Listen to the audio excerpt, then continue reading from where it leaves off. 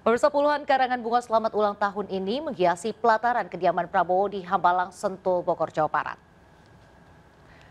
Ya, selain karangan bunga, ucapan selamat ulang tahun juga disampaikan oleh sejumlah tokoh.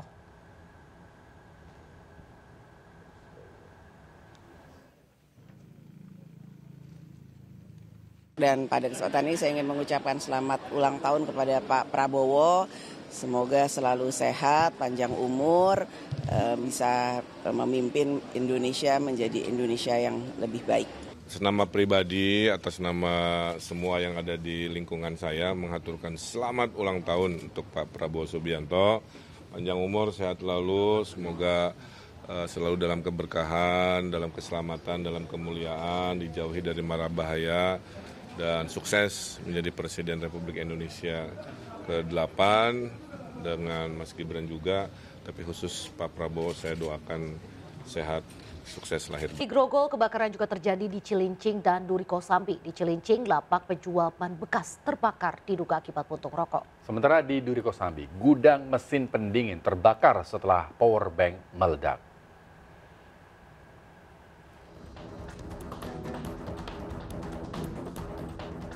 Api menghanguskan lapak penjual ban bekas dan kandang kambing di Jalan Marunda Makmur, Cilincing, Jakarta Utara. Banyaknya bahan yang mudah terbakar membuat api sulit dipadamkan. Petugas damkar dituntut bekerja ekstra karena lokasi kebakaran tidak jauh dari pabrik dan permukiman warga.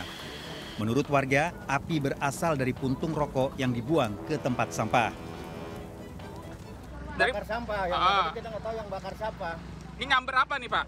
Ya nggak tahu, Pak. Dia larinya yang rumput, karena rumput kering itulah. Asap hitam pekat membumbung tinggi dari gudang mesin pendingin di Bekasi di Jalan Duri Kosambi Raya Cengkareng, Jakarta Barat. Warga sekitar panik karena lokasi kebakaran di lingkungan penduduk. Meski api dengan cepat membesar, petugas berhasil memadamkan api sebelum menjalar ke bangunan terdekat. Dari pemeriksaan petugas, api berawal dari seorang pekerja mengisi daya power bank dan meledak. Percikan api langsung membesar begitu menyambar bahan yang mudah terbakar. Tidak ada korban jiwa dalam peristiwa ini. Dari Jakarta, tim liputan melaporkan. Pemirsa, usai melakoni 2 laga tandang melawan Bahrain dan Tiongkok di kualifikasi Piala Dunia 2026 zona Asia, Timnas Indonesia tiba di tanah air pada Rabu malam. Manajer Timnas Indonesia mengaku kecewa dengan hasil yang didapat, namun berharap timnya dapat fokus dan kompak untuk menghadapi laga selanjutnya.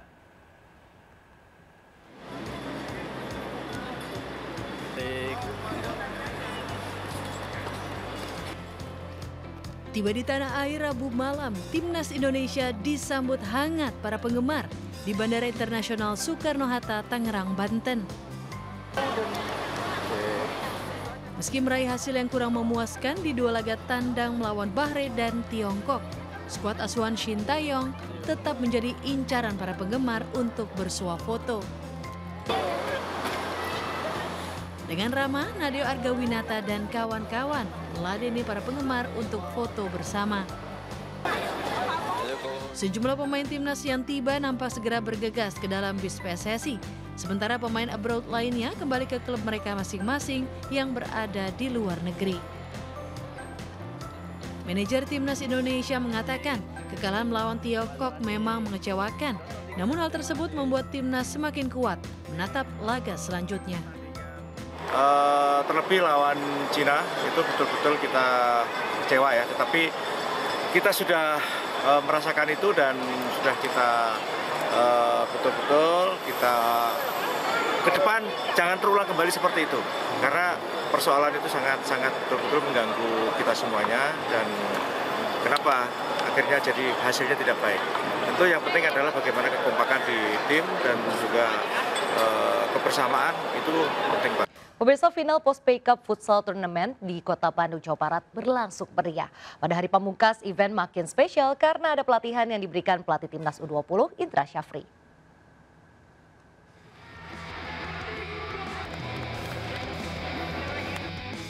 Bertempat di Universitas Logistik dan Bisnis Internasional atau ULBI, turnamen futsal antar pelajar se-Jawa Barat Postpay Cup Futsal Tournament 2024 berlangsung meriah. Di partai pamungkas, SMA Negeri 18 Kota Bandung menang 3-1 atas SMA 1 Soreang. Event terasa spesial dengan kuliah umum serta coaching klinik oleh pelatih timnas U20 Indra Safri. Coach Indra mengatakan futsal bukan hanya soal mencetak gol, namun juga bagaimana membangun karakter melalui kerja sama tim. Yang pertama di kuliah umum saya ingin berbagi masalah tentang leadership dan nanti tentu dengan para pemain-pemain futsal. Karena memang futsal juga di bawah PSSI, mudah-mudahan banyak para pemain yang lahir dari, apalagi ini antar sekolah, ya, antar sekolah yang diadakan oleh Pospek. Selain pembinaan atlet muda dan penjaringan talenta, turnamen juga menjadi upaya memperkenalkan ULBI sebagai salah satu universitas unggulan. Nah ini untuk attract anak-anak SMA agar pertama yang mengenal ULBI kan gitu. Apa sih ULBI itu, di mana lokasinya, di mana kampusnya dan seterusnya. Nah ini maka futsal ini adalah cara yang paling efektif untuk menjaring mahasiswa baru untuk ULBI. Saya rasa itu. Jadi itu dua. Yang ketiga, kita memang mendukung PSSI ya dalam mengembangkan talent-talent bola gitu ya, terutama di futsal ya. Turnamen kali ini merupakan bentuk komitmen PT Pos Indonesia, ULBI, dan Posbay dalam mendukung tumbuhnya atlet-atlet futsal unggulan nasional. Dari Bandung, Jawa Barat, Sondi Agung melaporkan. Kita ke informasi lainnya, pemirsa. 54 calon wakil menteri mengikuti pembekalan di kediaman Prabowo di Hambalang, Bogor, Jawa Barat pada Kamis siang. Sejumlah menteri mulai dari perkembangan kecerdasan buatan hingga komitmen anti korupsi menjadi topik utama pembekalan. Dan berikut laporan Camar Haenda dan juru kamera Eri Nugraha. Pemirsa, di Padepokan Garuda Yaksa, di mana Prabowo Subianto Presiden terpilih ini melaksanakan pembekalan terhadap calon wakil menteri pada kabinetnya. Dan hari ini tentunya bertepatan dengan hari ulang tahun Prabowo Subianto 17 Oktober, di mana di ulang tahun ke-73 ini Prabowo menyampaikan sejumlah pembekalan kepada para calon wakil menteri. Dan tadi kami melihat bahwa ini berlangsung secara tertutup. Meski begitu, Prabowo Subianto juga belum merinci secara pasti siapa-siapa saja dan di posisi mana ini mereka akan ditempatkan. Dapat kami sampaikan bahwasanya ada sejumlah poin-poin yang penting yang tadi kami simak dari sejumlah calon wakil menteri yang sudah selesai melaksanakan penyuluhan beserta dengan pembekalan. Di antaranya adalah Bima Arya, kemudian juga ada Otto Hasibuan, dan ada juga nama Niluh Puspa beserta dengan sejumlah tokoh lain yang menyebutkan bahwasannya hari ini adanya pembekalan mengenai teamwork ataupun juga kerjasama antar lembaga ataupun juga menteri berkaitan dengan bagaimana membangun Indonesia ke depannya. Di mana Prabowo Subianto menginginkan kabinetnya ini guyup, kompak untuk bisa menyelesaikan masalah-masalah yang ada di Indonesia.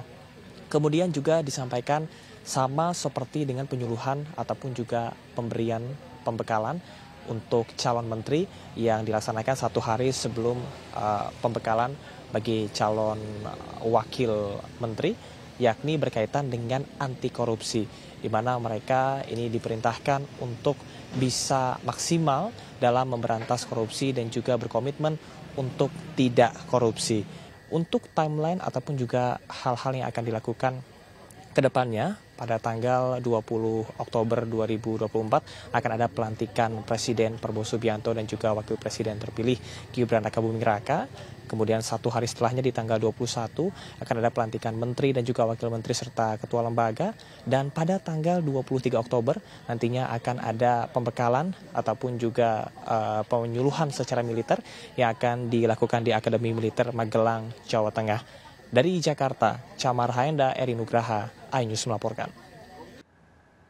Sejumlah calon wakil menteri dalam pembekalan di Hambalang diantaranya adalah muka lama, seperti Aga Raka Prabowo yang kini menduduki jabatan wakil menteri Kominfo.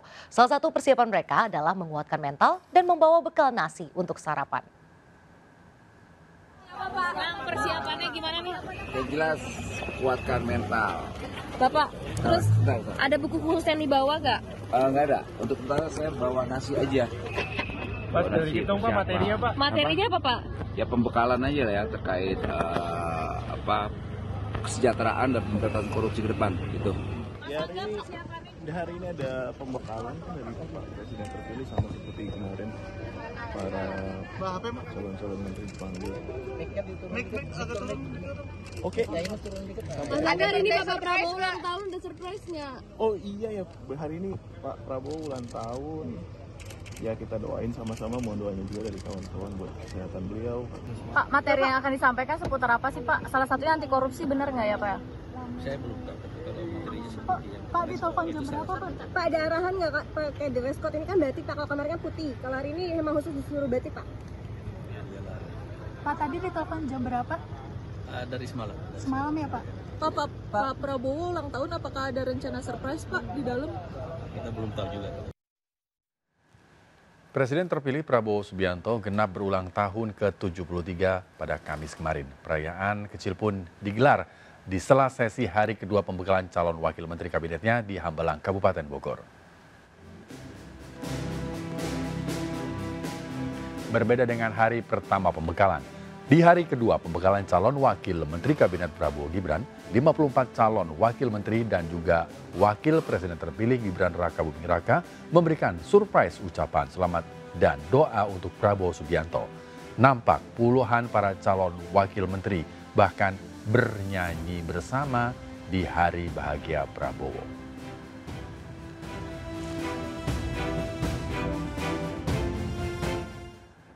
Presiden terpilih Prabowo Subianto bertemu dengan Ketua Umum Partai Politik di kantor Kementerian Pertahanan Jakarta. Pertemuan ditenggarai terkait susunan kabinet dan kepala lembaga pemerintahan.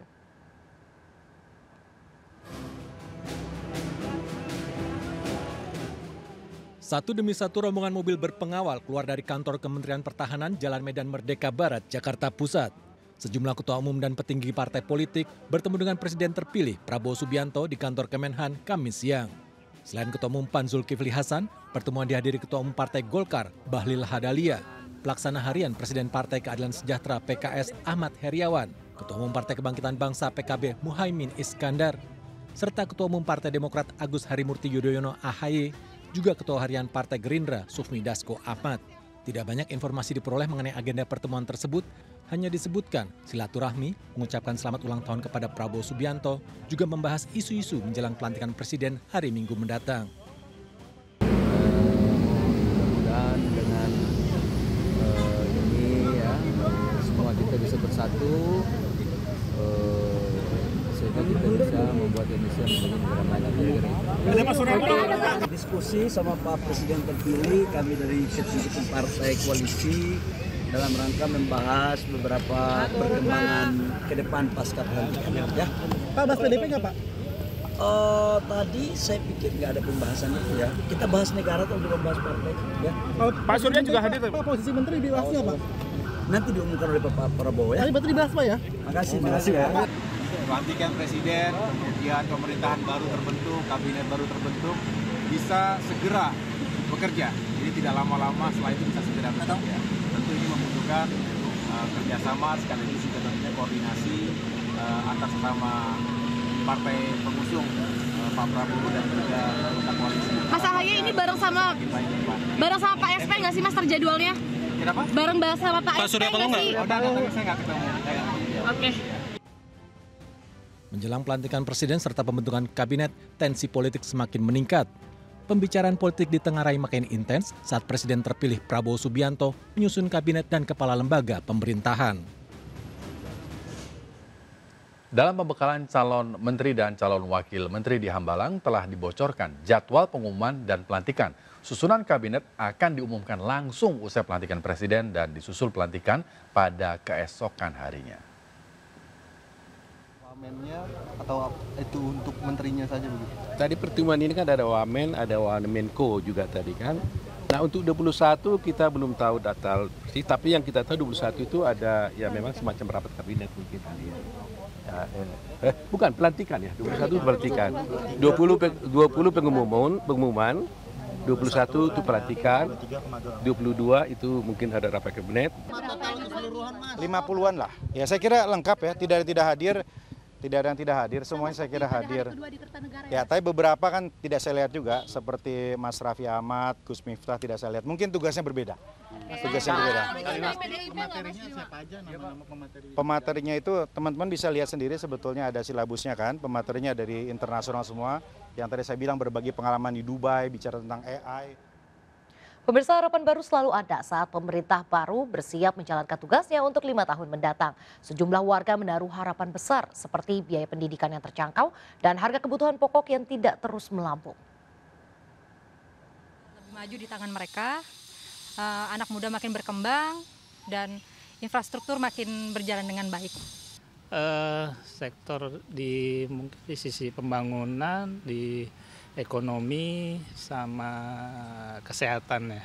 Negara kita tetap aman, kedua untuk ekonomi kita harga-harga terjangkau untuk kepada masyarakat.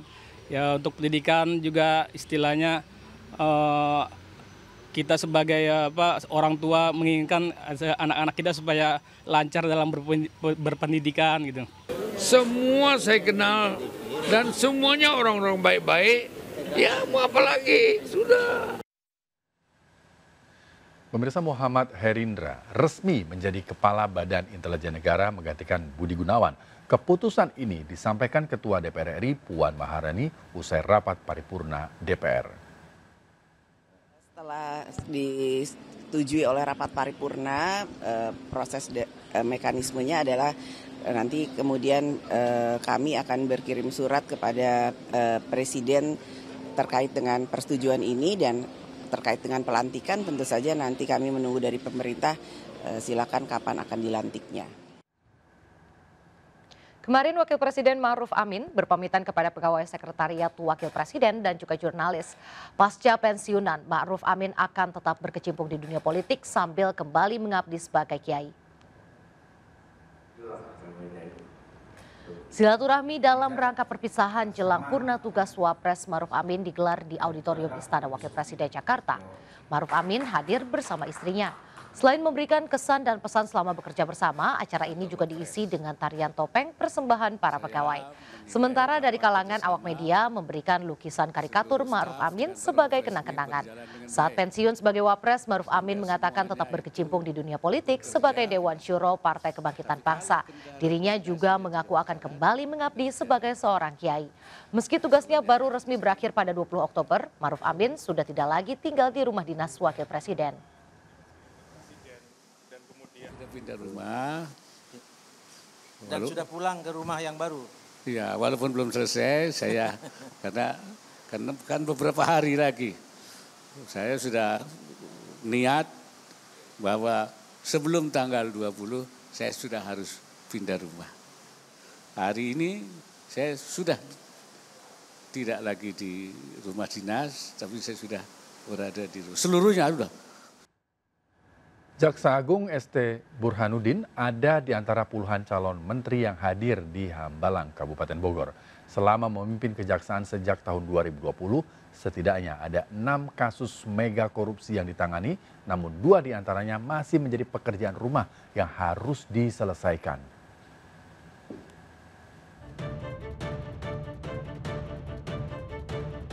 Puluhan calon menteri menghadiri pembekalan di kediaman Presiden terpilih Prabowo Subianto di Hambalang, Kabupaten Bogor. Di antara yang hadir tampak 2 kader PDIP, Budi Gunawan dan ST Burhanuddin. Sebelum mengakhiri masa jabatannya, ST Burhanuddin mendapat penghargaan dari Universitas Hasanuddin. Kajian kejaksaan yang diusut, siapa tahu nanti kajian yang ada di Makassar.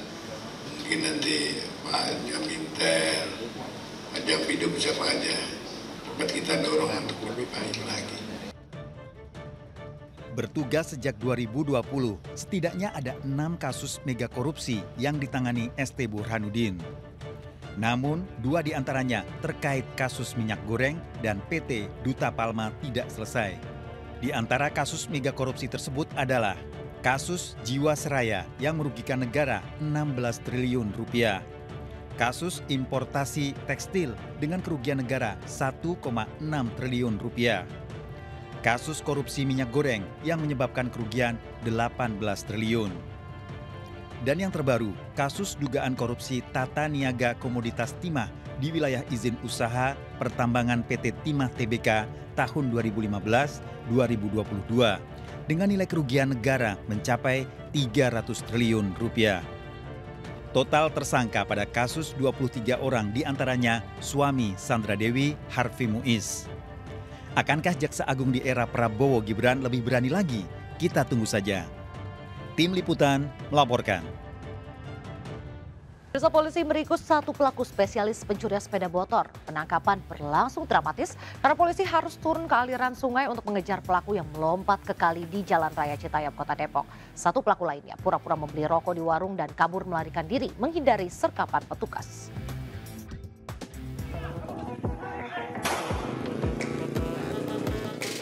Inilah detik-detik polisi mengejar para pelaku pencurian sepeda motor di jembatan Jalan Gandaria 1, Tirta Jaya, Pancoran Mas, Kota Depok. Pelaku langsung kabur, melompat ke aliran sungai dikejar polisi. Polisi melepaskan tembakan peringatan mengejar pelaku, hingga mengundang perhatian warga. Satu pelaku diringkus polisi di aliran kali, sementara pelaku lainnya di warung melarikan diri.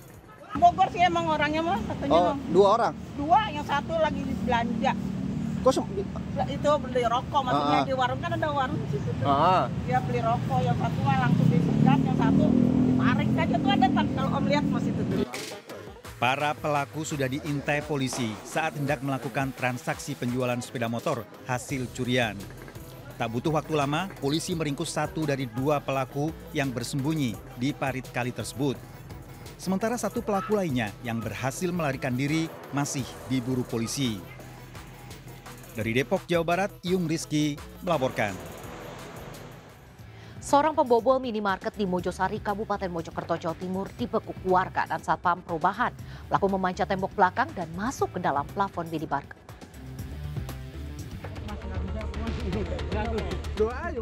Video amatir memperlihatkan seorang pembobol minimarket diringkus warga dan satpam perumahan di Mojosari, Kabupaten Mojokerto, Jawa Timur. Pelaku dicokok saat berusaha kabur dengan melompat tembok. Diduga pria tanpa identitas tersebut memanjat tembok belakang dan masuk ke dalam plafon minimarket. Seorang satpam ruko mengatakan ia mendengar teriakan salah satu karyawan minimarket dan langsung mengejar pelaku yang naik ke atap ruko. Lari ke belakang ke ruko Kumon. Terus setelah itu? Begitu loncat, saya kejar sampai di pos belakang perumahan. Pelaku tuh loncat dari mana, Pak? Dari Kumon ini. Dari tembok? Iya. Dari minimarket pelaku sempat menggondol sejumlah uang dan rokok. Warga menyerahkan pelaku ke Polres Mojokerto. Dari Kabupaten Mojokerto, Jawa Timur, Solahuddin melaporkan. Pemirsa, seorang pria mengedarkan cairan bahan baku tembakau gorila di Kota Makassar, Sulawesi Selatan senilai miliaran rupiah. Cairan diedarkan ke wilayah Papua dan diperoleh pelaku dari Pulau Jawa. Pelaku kini sudah ditangkap polisi.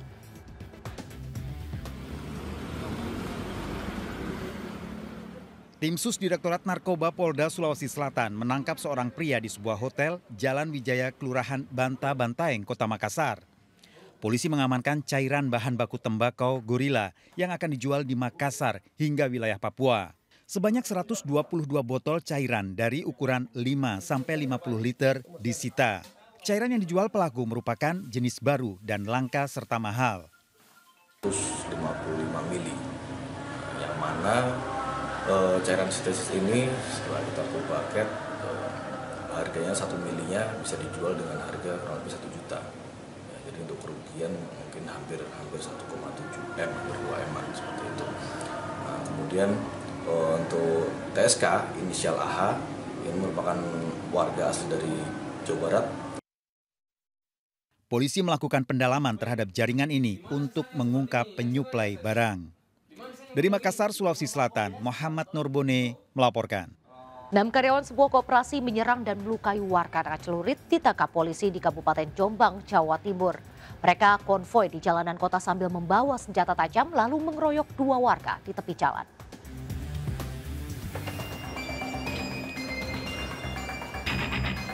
Satu persatu komplotan geng koperasi ini ditangkap polisi dari Polsek Kota Jombang. Penangkapan dilakukan di rumah masing-masing pelaku tanpa perlawanan. Mereka konvoi sambil membawa senjata tajam keliling kota menyerang dan melukai warga yang sedang nongkrong di depan Stadion Merdeka Jombang. Kedua korban babak belur dan mengalami luka. Pada polisi, geng koperasi ini mengaku menyerang warga karena terpengaruh minuman keras. Polisi mengamankan 1 senjata tajam, batu yang dipakai melempari korban dan 2 motor yang dipakai untuk menyerang.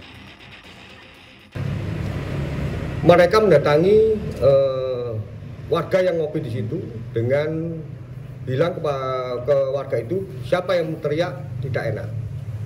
Kemudian oleh warga tersebut dijawab tidak tahu.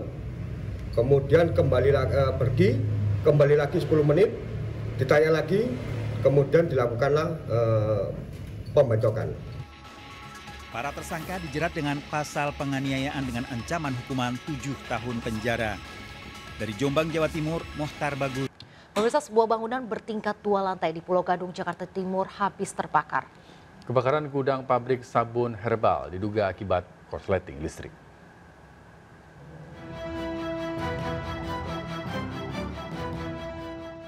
Gudang yang berada di lantai 2 yang dijadikan tempat penyimpanan kardus pabrik sabun herbal di Jalan Pulau Buaran, Pulau Gadung, Jakarta Timur terbakar. Banyaknya tumpukan kardus sabun membuat api cepat membesar. Diduga kebakaran disebabkan korsleting listrik. Saat kejadian, pabrik sedang tidak beroperasi. Jadi yang terbakar ini di lantai 2. Jadi material tumpukan material sabun ini. Jadi terjadi 65 ini mungkin disebabkan oleh korsleting listrik. Petugas yang datang segera memadamkan api. Pemirsa, mantan anggota Reskrim Polresta Kupang, Ibda Rudi Soik, resmi diberhentikan dengan tidak hormat. Pemberhentian itu tidak hanya buntut pelanggaran kode etik polisi dalam pelanggaran SOP pemasangan polis lain di lokasi penyelewengan BBM bersubsidi, tapi juga ada 7 kasus yang ikut memberatkan Ibda Rudi. Ibda Rudi Soik resmi diberhentikan dari institusi kepolisian melalui sidang kode etik dugaan pelanggaran SOP pemasangan garis polisi di 2 tempat yang diduga menjadi tempat penyelewengan BBM bersubsidi. Menurut Kabid Humas Polda Nusa Tenggara Timur, PTDH Ibda Rudi Soik bukan saja terkait pemasangan garis polisi, namun ada 7 kasus yang ikut memberatkan. Di antaranya laporan pelanggaran disiplin, berada di tempat hiburan pada jam dinas, serta tidak berkantor selama 3 hari berturut-turut. Apa yang bersangkutan kemudian diputus PTDH karena ada alasan-alasan yang memberatkan, salah satunya 7 kasus yang disampaikan tadi, sehingga itu menjadi pertimbangan bahwa yang bersangkutan dianggap tidak bisa lagi meneruskan tugas sebagai anggota kepolisian. Rencananya, Rudi Soik akan melakukan banding atas putusan PTDH terhadap dirinya. Sementara terduga penimbun BBM ilegal Al-Ghazali kembali melaporkan Ibda Rudi ke Polda Nusa Tenggara Timur atas dugaan pemfitnahan serta pencemaran nama baik lewat media. Dari Kupang, Nusa Tenggara Timur, Eman Suni melaporkan. Program makan gratis bergizi Presiden Prabowo Subianto di perbatasan Indonesia-Malaysia diikuti oleh ratusan anak sekolah dasar di Kabupaten Malinau, Kalimantan Utara. Ratusan anak SD antusias mengikuti program makan gratis yang disediakan dengan menu bergizi.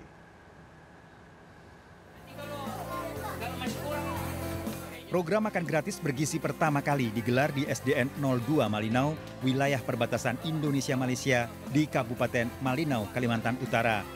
Ratusan anak sekolah dasar ini antusias mengikuti program makan gratis yang disediakan dengan menu bergizi lengkap. Anak-anak dengan lahap menyantap nasi, lauk, buah, susu yang mengandung karbohidrat, protein, dan gizi. Program Presiden Prabowo Subianto ini sangat membantu masyarakat, terutama anak-anak. Secara fisik bisa tumbuh sehat tinggi di atas 170, kemudian otaknya cerdas. Dengan demikian kita harapkan nanti anak-anak ini menjadi generasi muda Indonesia ke depan. Di Kalimantan Utara, program ini pertama kali digelar dan akan berlanjut ke daerah lain seperti Nunukan, Bulungan, Tanah Tidung, dan Tarakan. Dari Kabupaten Malinau, Kalimantan Utara, Usman Codang melaporkan. Park Hyatt Jakarta menghadirkan Masters of Food and Wine yang menggabungkan chef papan atas dunia, mixologi, serta master wine dan champagne. Acara tersebut terbilang istimewa dengan menonjolkan sisi seni yang dipadukan dengan sisi kuliner.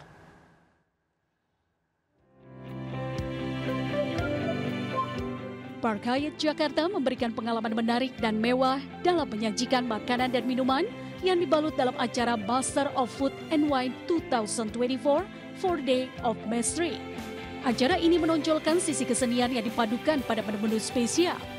Menghadirkan dua chef Michelin star, yakni Sirko Becker lewat kreasinya dalam fine dining kuliner khas Belanda Indonesia, dan Ivan Brem yang menyajikan aneka menu berdasarkan riset mendalam. Selain itu, Hotel Bintang 6 di bawah naungan MNC Land ini juga menggandeng Chef Pasqualino Barbaso dari Italia dalam Master of Food and Wine, serta Chef Alessio Calelli yang ahli dalam menyajikan dessert lezat dan memanjakan lidah. Event spesial ini memiliki sejumlah rangkaian acara seperti afternoon tea yang menyajikan menu spesial sweet and savory. Selain dari sisi kuliner, Park Hyatt Jakarta juga memadukan seni dan budaya ditambah dengan sentuhan kemewahan di dalam acara ini melalui kelas fotografi dan melukis.